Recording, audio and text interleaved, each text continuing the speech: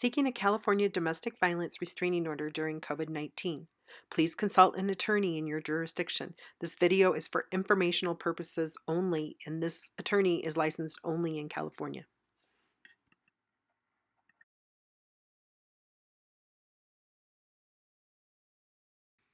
Hi, my name is Tamara Grosvenor. I'm a family law attorney in Truckee, California.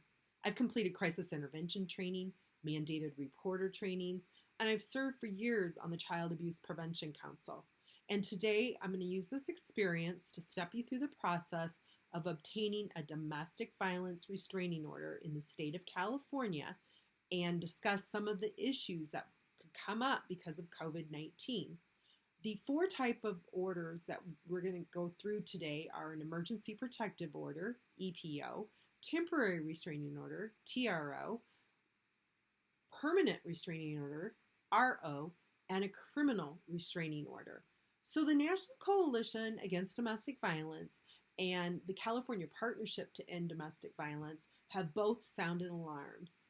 Domestic violence is up substantially because of COVID-19 and shelter-at-home orders. Avenues that the victim would normally pursue to seek help are closed.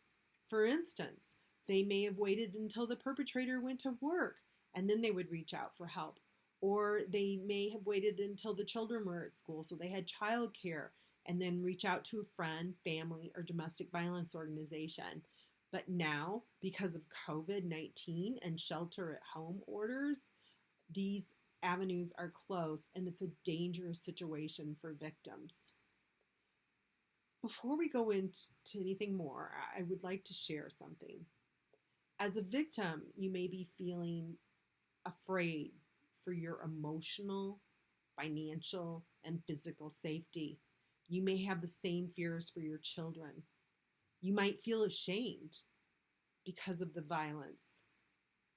But please know that is the perpetrator that has the problem, not the victim. The victim has nothing to be ashamed of. The perpetrator should be ashamed. And you can heal and move through this. The Centers for Disease Control state that domestic violence occurs in 1 in 4 women's lives and 1 in 10 men's lives. So you're not alone. You can heal and you can move forward. So what is domestic violence? The Justice Department describes domestic violence as the intentional infliction of physical, sexual, or emotional harm on the person of another by a former or current partner or spouse. So examples of this, you might be locked in a room and not allowed to leave. You may not be allowed to walk away from a conflict. You may have your credit card, your money, your car keys taken from you. You have been threatened with physical harm. You've been threatened with a deadly weapon. Maybe your pet has been harmed or threatened or even killed. Maybe your children have been abused or hurt or have at least been threatened. And these are just a few examples. So the law does hope to provide protection for victims by issuing a restraining order. Now, the restraining order is just a piece of paper, so it does not protect the victim. But the consequences of a violation of the restraining order are what provide the protection. So the first type of restraining order is an emergency protective order, or EPO. And this is typically issued because a police officer has come to the home because of a domestic violence incident. They may have arrested the perpetrator. They would offer the victim an emergency protective order. They may call the judge, even in the middle of the night, and ask for the issuance of the protective order. And frequently, these can be granted within the matter of a few hours. These are temporary. They normally last about 5 business days, maybe 7. This time frame could be extended slightly because of COVID, but a victim will still need to seek a temporary restraining order or DVTRO. So the first step in obtaining the TRO is to determine your jurisdiction. And the county in which you live, where your family home is said to have jurisdiction over you. And that would be the county in which the documents need to get filed. So in the state of California, right now there's 58 counties, and each one has its own set of rules and closures because of COVID. Some courts are closed altogether. Some courts have just pushed back every type of hearing that's not an emergency and canceled any hearings that would involve a jury. And others, for instance, Nevada County, that the county in which I live, they will hear certain types of criminal matters and they will hear emergency matters. And they have stated that the emergency matters include temporary restraining orders. So the next step after jurisdiction is to complete your paperwork. And you could start this process by visiting the county website in which you live, the court website, and they will have documents and information, and that would also tell you about closures.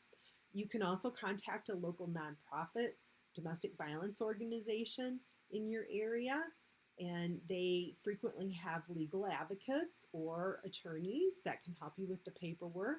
Or you could contact a private practitioner, family lawyer that knows and understands domestic violence to help you complete the forms.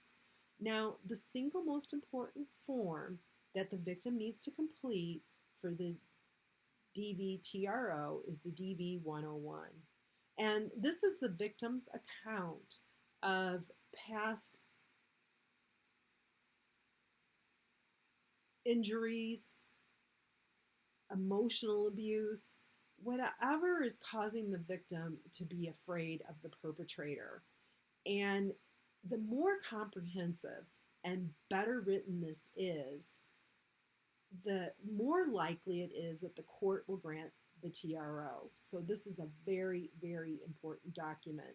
If it's not done correctly, it can prejudice the victim's case. They can lose credibility, and this could be especially detrimental if there are minor children involved. So after the paperwork is complete, it needs to get filed with the court. And now, because of COVID, that's more difficult. The courts that are open have limited hours. Some have electronic filing, so you can just file it online. Others require that you take 3 copies of it to the court and have the clerk stamp it and then schedule you for a hearing. And then after the hearing is scheduled, the document needs to be served upon the perpetrator. And this cannot be done by the victim because they're a party to the document, and they would need to have a person over 18 years old serve it, or preferably a peace officer, and the sheriff and the police may do this at no charge. Then the proof of service needs to be turned back in at the court, and there should be a hearing, and it would be normally within 14 days, maybe 21. Now, because of COVID, that's going to be extended. The Judicial Council of the State of California has made unprecedented directives to the counties to change how they're doing things. They have been instructed to utilize all electronic communications that they possibly can, and this would include video or phone hearings. And the glitch in this is the counties that don't have electronic filing don't have their documents in the cloud so that the judges can reach them remotely. And for instance, in Nevada County, the paper documents, they would not, if they're not in the court, they don't have access to the documents. So it's going to make it more difficult. And this is going to create a huge backlog in the courts because all the counties are scrambling to figure out how to keep the courts going. And the majority of things are just being extended out right now. So after the hearing gets scheduled, it's super important that the victim take some very important steps. The first one would be to reach out to a local nonprofit organization for counseling, help, and support. The reason for this is victims are traumatized. They may be a little bit paranoid. They may not present well in court, and this doesn't help their case. They also will be traumatized by going to court. This is because the number one method that perpetrators use to get out of being restrained is to accuse the victim of being the perpetrator themselves. And this is really distressing for the victim. And if they have a good support network in place and counseling, it will help them get through this process. Now, if the local nonprofit domestic violence organization is really strained, there's no resources, nobody to help. If there has been an arrest, there are victim funds available. For instance, if the perpetrator injured the victim can go to the victims fund, which is supported by court fees, and it's run by the court in their jurisdiction, and seek reimbursement for their medical bills and counseling bills. And they can also get the same for any children that were also injured or witnessed domestic violence. And this is really important to help with the healing process. Now, if all goes well at the hearing, the victim would be granted a permanent restraining order. They're not really permanent. They're granted up to a 5-year period. And it's important to have the permanent restraining order along so that the judge can fill it out and issue it. These all get entered into a national cleats system, which is enforceable by officers in any state in our country. And they will help the victim by hopefully providing protection from the abuse, and they can go on to heal and move forward. As part of my crisis intervention training, I heard presentations by former victims and survivors that had gone on to start businesses and to mentor and help and advocate for other victims. And it's really empowering to reach out and to know that you're not alone. There's other people that have made it through this. They've gone on to do great things, and you can too. And the last type of restraining order is a criminal restraining order. There's nothing a victim needs to do with this. It's issued by a judge when they feel concerned that the perpetrator might try to harass or hurt or injure a witness or a victim. And these can get dropped. So it's still a good idea to pursue the TRO and permanent restraining order just in case the criminal restraining order gets dropped. If there is a criminal restraining order, you will be informed about it. So I hope all this helps, and all the best to you.